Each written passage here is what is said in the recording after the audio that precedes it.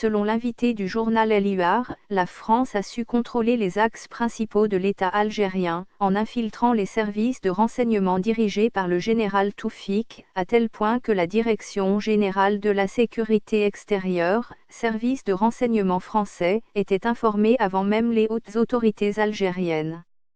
Ainsi selon Algeria Watch et le journal Le Quotidien d'Alger dans les années noires, le général français Schmitt et Charles Pasqua contrôlaient le DRS pour déstabiliser l'Algérie. Sur ce registre, le colonel à la retraite Larbi Cherif relate une histoire qui s'est produite après la nomination du général Mohamed Betchin en 1989, qui sera surpris lors d'une visite d'inspection d'un centre opérationnel, qu'un bureau fermé qu'il ouvre lui-même, était un bureau de liaison et de coopération avec les services de renseignement français. Le général Betchin décidera alors d'envoyer une commission d'enquête, qui arrivera à la conclusion suivante: le bureau travaille dans un sens unilatéral, c'est-à-dire que le bureau en question livrera des renseignements aux Français, sans contrepartie, pour la partie algérienne, qui ne bénéficiera d'aucun renseignement des Français. Pire encore, le général Betchin réalisera que ce bureau travaille à l'insu des hautes autorités du pays.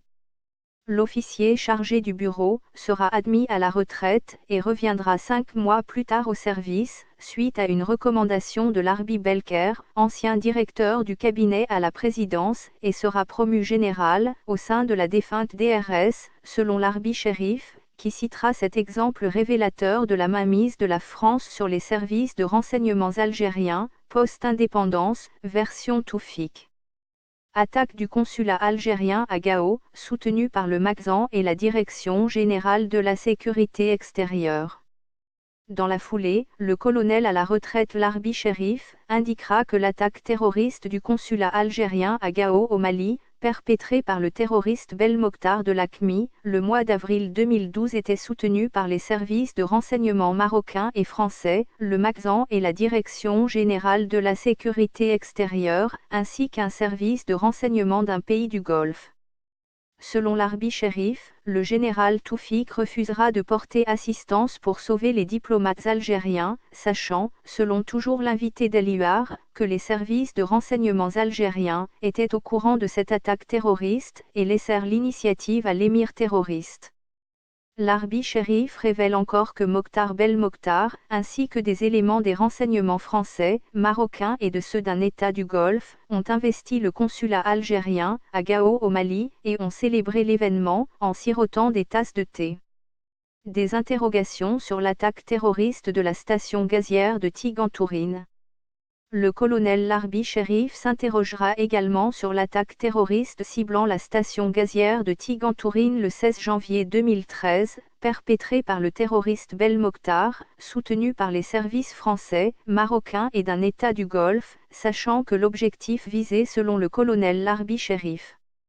est de faire sortir l'Algérie du marché européen du gaz pour avantager les entreprises françaises.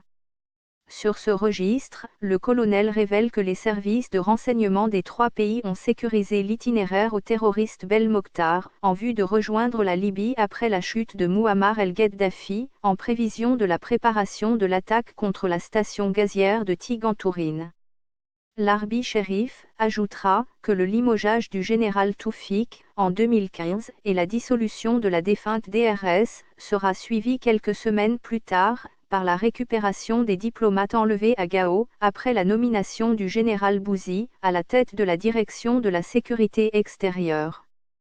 Ce dernier, connu pour être loin de la cour de Toufik, réussira, selon Larbi Cherif, dans un laps de temps ne dépassant pas les 3 mois, à récupérer les diplomates algériens, sans verser un sou, comme rançon.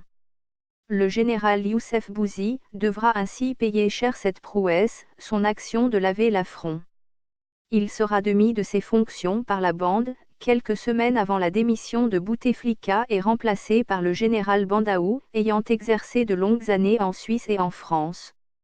Selon Larbi Cherif, la France avait conditionné son soutien à la bande par le limogeage de Youssef Bouzi, pour avoir réussi à mettre en échec de tous les plans de la France de déstabiliser l'Algérie, à partir de la Libye et le Mali. Bouzi accordait un intérêt particulier au sud de la Libye, qu'il considérait comme un espace vital de sécurisation de l'Algérie. L'ANP offrait des aides inestimables aux Libyens du Sud après la chute de l'État libyen, permettant à l'Algérie de jouir d'une grande confiance chez les Libyens, au détriment des Français, des Américains et des États du Golfe. Enfin, il est à noter que la France et le Maroc étaient au courant du crash de l'avion de l'ANP avant les autorités algériennes et ont révélé la liste des passagers avant les autorités algériennes, ce qui prouve que cela n'était probablement pas un accident, mais un attentat terroriste du Maroc, mais qui ne pouvait être perpétré sans complicité intérieure, comme par exemple les Bouteflikas ou un général de haut rang ont pu faciliter ce sabotage. Pour l'Arbi Chérif, la France s'est de nouveau réjouie des derniers événements qui secouent l'Algérie, lui permettant de revenir à la charge dans le dossier libyen, à la lumière de l'offensive du maréchal Haftar, sur la capitale Tripoli et qui compte bien aller au-delà, c'est-à-dire atteindre les frontières algéro-libyennes, en vue d'ouvrir la voie à l'installation des multinationales intéressées par l'eau souterraine de cette région, ainsi que les richesses naturelles, gazières et pétrolières. Ne portant pas l'Algérie dans son cœur, le maréchal Haftar ne cesse d'évoquer le bornage des frontières, un argument pour éterniser l'empoisonnement des relations avec l'Algérie. Ghaid Salah refuse d'autoriser les avions français à utiliser l'aéroport de Tamanrasset.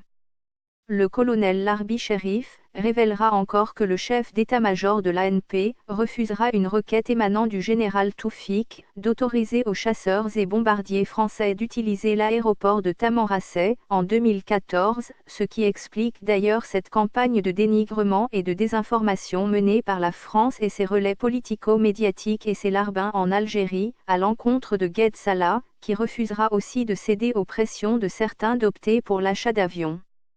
français Rafale et des frégates, préférant les Sukhoi 30 russes et les frégates allemandes.